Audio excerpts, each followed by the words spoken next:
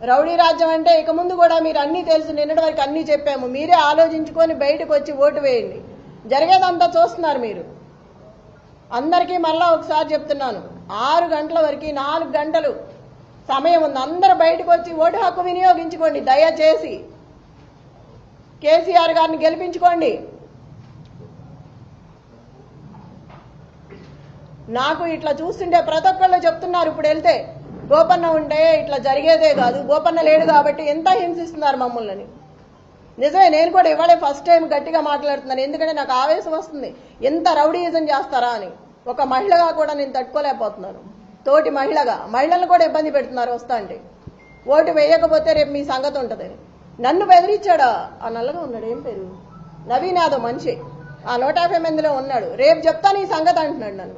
నన్నే బెదిరిస్తున్నాడు, రేపు చూస్తాను ఈ సంగతి ఏందో అని. ఎంత అరాచకమా? ఏడిస్తే ఏడిసానంటారు, నవ్వితే నవ్వానంటారు. ఏంది పిచ్చి గొడవలన్నీ? బాధ రాదా మనిషి అన్నాక? అడిగితే అడిగామంటున్నారు. మీరందరూ కూడా చూస్తున్నారు కదా, మార్నింగ్ నుంచి అందరూ వచ్చారు కదా, తీసుకున్నారు, జరిగిందంతా చూస్తున్నారు.